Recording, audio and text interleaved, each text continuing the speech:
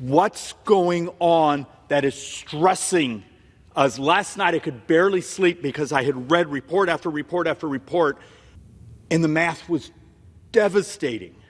At the end of this budget year, United States debt by Congressional Budget Office is projected to be $37.2 trillion. Then if you were to come in here and then take the president's requests, so let's just, because we have a couple members here, just say, just do everything, make everyone happy, screw my retirement, the next generation. America will be fine. If you add it all up, by 2035, you have over 74 trillion in debt. You're somewhere in the 155 or so % of the entire economy is borrowed. Today, we're a little less than 100. You have like the Social Security Trust Fund, which is gone in 8 years. But we borrow the money out of that, and we do pay interest on it. These numbers right now say that number that took, 240 years of publicly held debt, we intend to double in 9 years. In 9 years, we're going to functionally add another 28 trillion of publicly held debt. When you see some of us stressing out, when you see some of us, he's being disharmonious. Maybe it's because I own a damn calculator. This is no longer the next generation. This is your own retirement. When my little boy is functionally 24 years old, the math says every single tax in America needs to be doubled just to maintain baseline services. You think this is a game? There's a path. We can produce some level of stabilization. It means doing really hard things, which you know how good we are at doing hard things, because once again, there'll be an army of people outside the door all upset with us because we're trying to do hard things. You've known this has been coming for decades. It would be immoral, I believe, to allow the tax rates to go up on working people. But it's also immoral not to find a way to pay for it. Are you ready to condemn this country in 9 budget years, 10 calendar years, to functionally financial Armageddon? Because this is actually in the 10-year window now. This is not some theoretical number years and years and years and decades from now. It's here. That means in 2035, the interest handle for America is $2 trillion a year. Just interest will be $2 trillion a year in 9 budget years if we don't find ways to do offsets. How can this not terrify people? Are there people in the White House that have calculators? We're not the only country binging on debt, almost 100%. Of the next 10 years of debt, almost all of it is Medicare. Our brothers and sisters, people like me, baby boomers, gray hair, we're moving into our earned benefits. We didn't set aside enough money, and we've been unwilling to modernize how we deliver services because it annoys the lobbyists and the people at home. Half of it is now interest. Interest now is the second biggest expense in the United States government. You know, I always love it when I'm having a conversation with one of my friends on the left. Well, if we just cut defense is now number 4 on the spend stack. We're playing a very dangerous game here. And yet, my sense of frustration is off the charts. And look, this one's, it's very simple. We will functionally have raised U.S. debt by 50% in 9 budget years. So let's actually walk through some of the ideas that have been coming into our office. And when I do this, trying to help people understand how big 12 zeros is. Because if I watch one more idiot on cable television saying, all we have to do is this, look how wonderful that is, that's not the math. So let's actually have a little fun here. Wall Street Journal yesterday said, hey, there's 40,000 federal employees which have said they'll take a retirement package. And understand, and this is the conservative number, we're borrowing about $6 billion a day. That 40,000 federal employees leaving is a single day of borrowing. For an entire year, all those folks leaving, single day of borrowing. You got 24 hours of borrowing by 40,000 federal employees leaving. Yet I watched someone on television last night saying, well, look, we're going to make a huge dent in the U.S. deficit with these 40,000 taking early retirement. It's 1 day of borrowing. Take this in.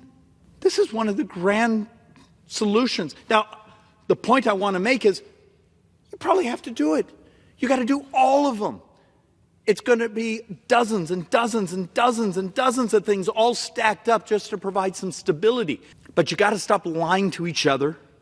Our staffs have to stop lying to us. The press has to stop making crap up. And we got to help the public understand the scale of what the hell's going on. 40,000 employees taking early retirement. The salary savings is 1 day of borrowing. Okay, so someone yesterday said, okay, let's get rid of the federal subsidy on tax-exempt bonds for stadiums. Okay, great. We calculate that's about 6 or 7 seconds of borrowing for a year. We're not going to subsidize tax-exempt interest for billionaire sports team owners. Great. Okay, fine. But it's 7 seconds. So let's do a couple of the really popular ones. Department of Education salaries. So if you get rid of the Department of Education salaries, and I think this is all of them, is about $2.75 billion. You just covered 9 hours of borrowing. 9 hours of borrowing. Am I starting to make a point on the scale of what we have to actually tell the truth and deal with? Let's get rid of health care for those who are here illegally. Okay, got you another 9 hours. So let's actually go to something a little bigger. Let's get rid of the foreign aid. Okay, foreign aid's gone. You got yourself a week. How many times of those of us on the right, I've been in a debate with another Republican, if we just didn't have foreign aid, we'd be fine. Okay. Now, you've got to deal with the reality of what that does to our military, our footprint in the world, protecting the reserve currency. Why are we the reserve currency? Because we have a footprint, we protect the trade routes, but look, you should know that from your history. But you just wiped it out. You just covered a week of borrowing. UK actually, their 10-year bond actually moved cheaper, less expensive, lower interest rate than the United States. So I think we're back to being the 14th best bet. There's 13 other countries with better credit ratings. Their 10-year bond sells cheaper than the United States. Greece today can sell a 10-year bond almost a full point cheaper than the United States. Doesn't that set off an alarm in anyone's head? How do we go home and tell our folks the scale that the simple solutions are absolutely wrong? They're not truthful. It turns out we have a brutally complex problem. It's going to require a complex solution, and it's going to require doing hard things. But we have people, but I will only vote for if I get this.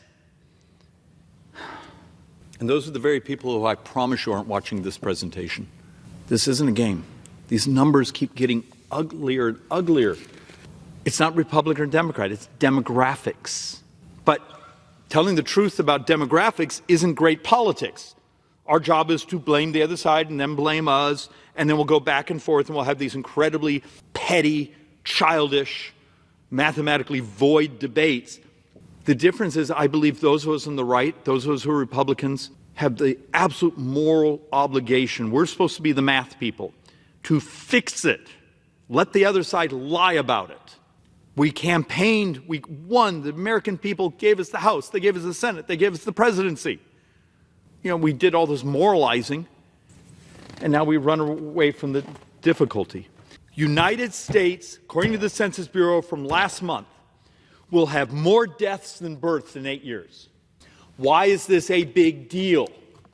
When you start to understand total fertility rates and what it means to being able to grow an economy, I'm begging you, give this a chance. If you're watching this, you're obviously unusual, you're smart. If you have a shortage of young people, how do you grow? How do you reach productivity? We can do it by policy. You're not going to have more children, but are you willing to make it easier to adopt technology? Are you going to be fearful of AI, machine learning? Are you going to allow synthetic biology to cure diseases? Are you going to promote automation everywhere you can because you're going to have a shortage of workers? Are we going to remove the regulatory barriers, the financing barriers to basically having a much more productive society? Because if you don't, there's absolutely no way you can make the math work. This is the reality. The other stupidity we engage in this country is we educate people in our fine universities, And we send them home to compete with us. We educated the very people that are competing with us because we sent them home because we're idiots. And yet I will get folks who will now, right now, pounding out texts saying, but I don't want foreigners in there. Do you want us to be able to pay your Medicare bills? I think the United States is the only major country still doing a familial-based immigration system. You can't hit the number without a talent-based, STEM-based immigration system. You just can't. Because here's your problem. We've built the models, so we're going to extend expensing for research and development, so we're doing things better, faster, cheaper. What happens when the very companies that are doing that, the research labs that are doing it, continue to show up in my office and say, we can't get enough people. We're being squeezed. We're going to have to do part of the research on the other side of the world. Have we lost our minds? But there's also part of that same report says you're getting close, I think it was $900 billion, so almost $1 trillion over 10 years of new tax receipts if you move to a STEM-based, talent-based immigration system. And the next decade, it's parabolic. It just explodes because that way you're integrated in the economy. Are we allowed to have that conversation, Mr. Speaker, saying, okay, we're going to do this, we're going to tell ourselves we're going to start growing at these great rates? Are we going to do the very tools that allow us to grow, that allow us to prosper, to allow us to raise the productivity? Unless we have this productivity spike, we're going to get poorer. We see it around the world, that productivity, the ability to have that productivity growth is how you keep up standards of living. Are we basically going to give our competitive advantage to the rest of the world because we're going to educate the very talent that's bringing it to us and send them home? Prosperity is moral. I actually believe it is actually the American ethos. My kids, your kids deserve to be more prosperous than the generation before them. And every data point we hold says our kids will be poorer than our generation. Is that the morality we've decided to bathe in?